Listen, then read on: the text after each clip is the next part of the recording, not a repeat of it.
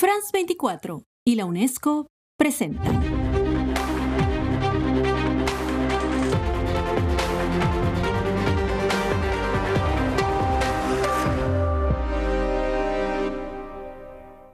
Bienvenidos a Patrimonio en Común, un programa especial de France 24 en colaboración con la Oficina de Naciones Unidas para la Cultura, la Educación y la Ciencia, la UNESCO. Hoy me encuentro en un sitio espectacular.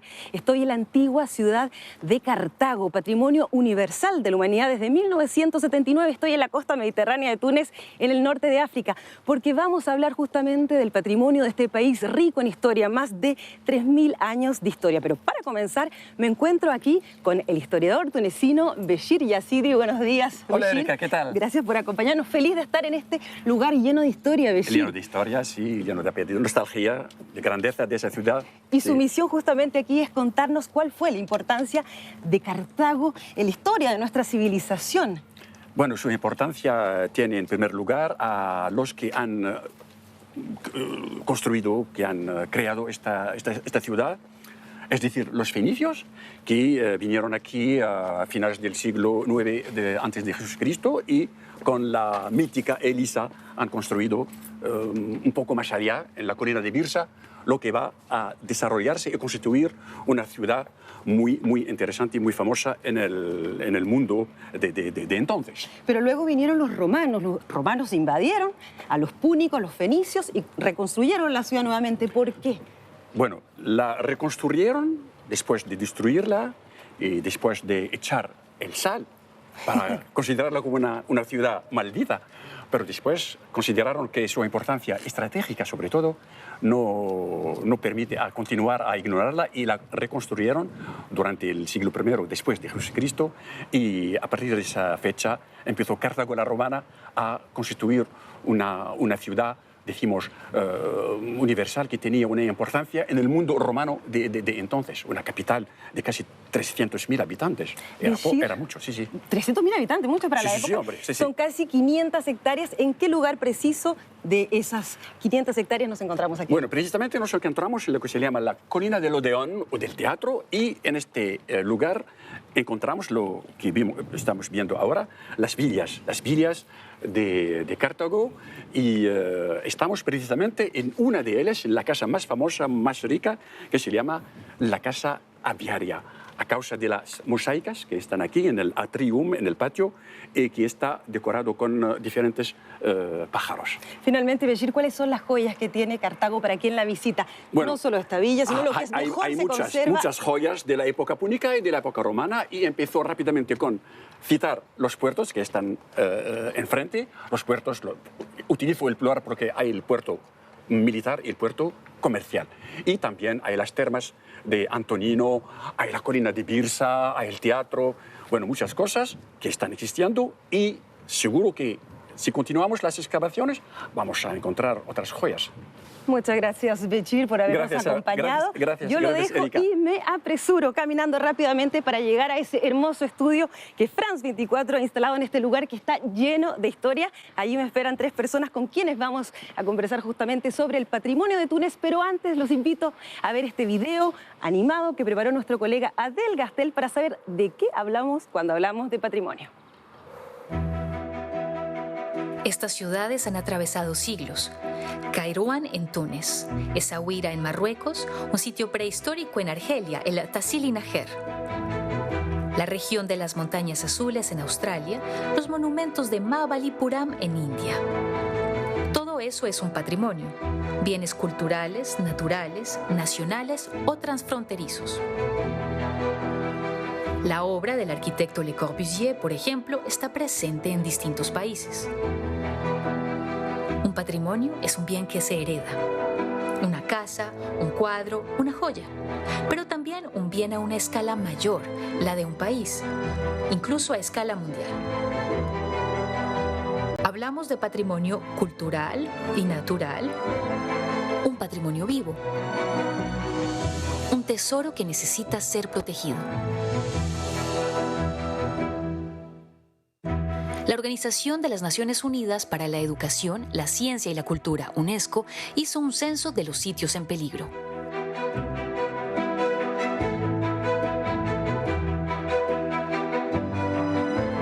está perdido, se puede reparar lo que está dañado. Mantener el patrimonio es también una manera de protegerlo. Salvar el patrimonio es también salvar la memoria humana.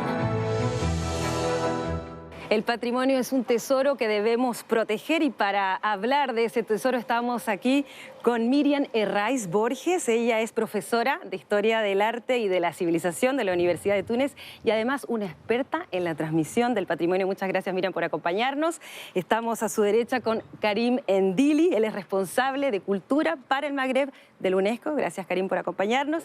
Y a su izquierda, Hussem Eddin Shashia, profesor asociado de Historia Moderna de la Universidad de Sfax y además participa del Laboratorio de Patrimonio de la Universidad de Manuba en Túnez y también trabaja el tema del patrimonio en la Medina de Túnez. Gracias, Hussem.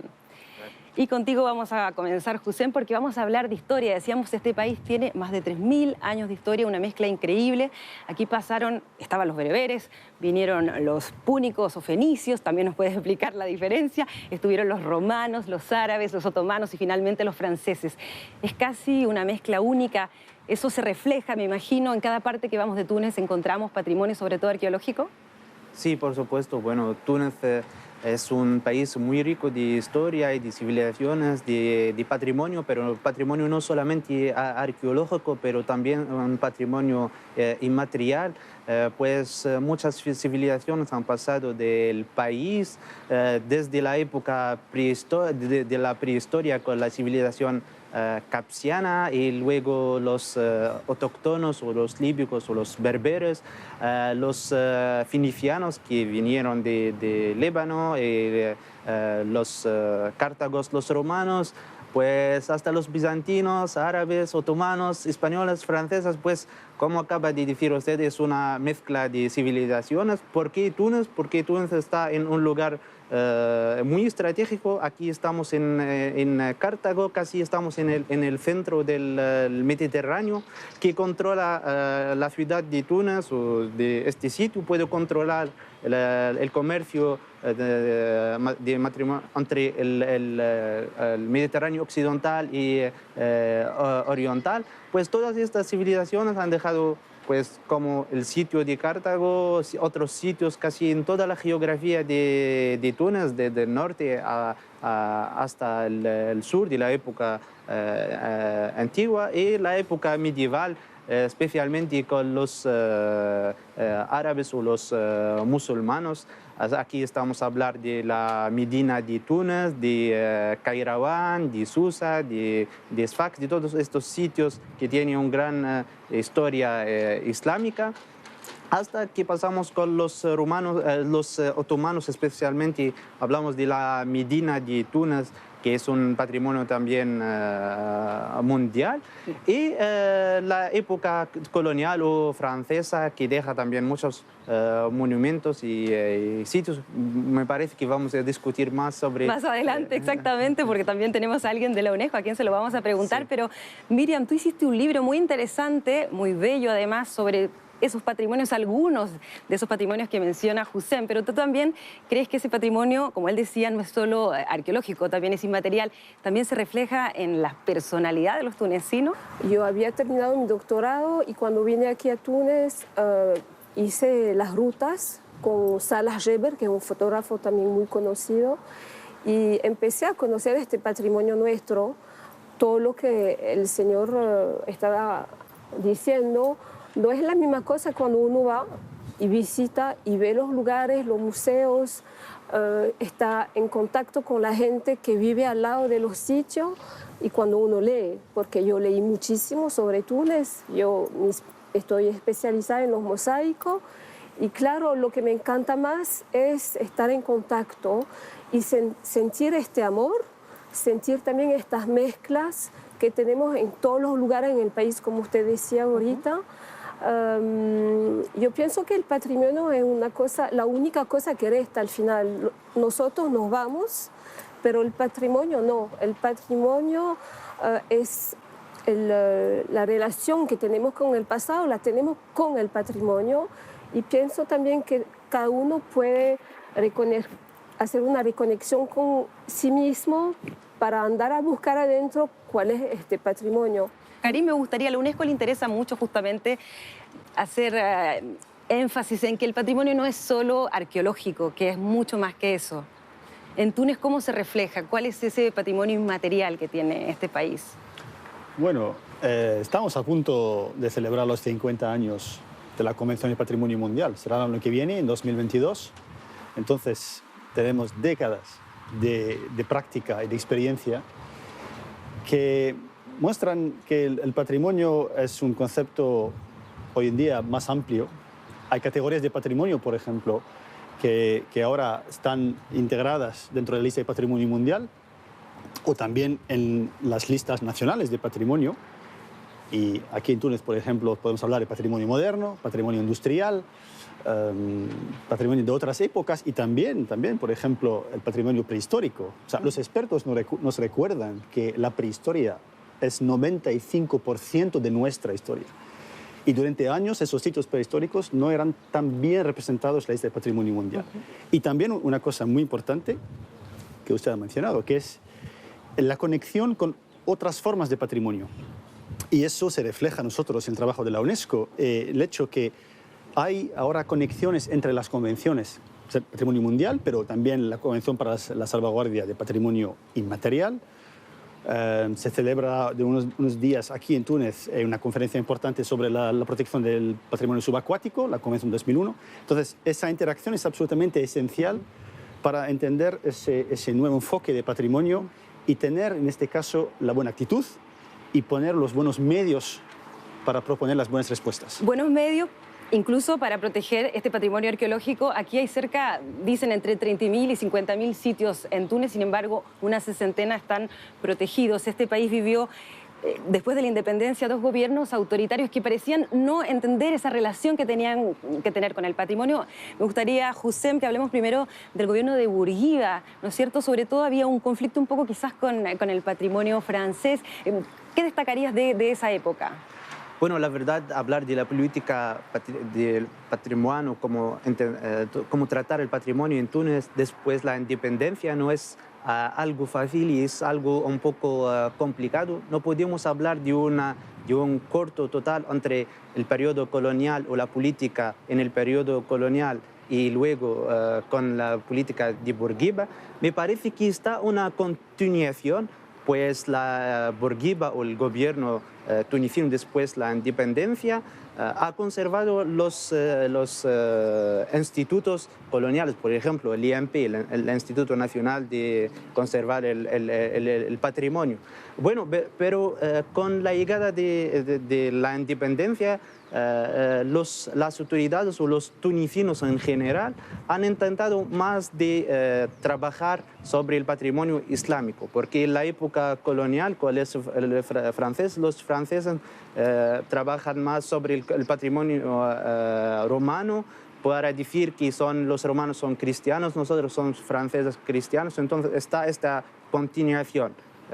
Pero con la independencia, los tunecinos también encuentran o intentan demostrar que está un otro patrimonio en Túnez. No está solamente el cristiano, está el patrimonio islámico. Miriam, Sí. Y luego vino el gobierno del dictador Ben Ali y quizás uno de los principales, no sé si tú lo piensas así, expoliadores del patrimonio tunecino, ¿no?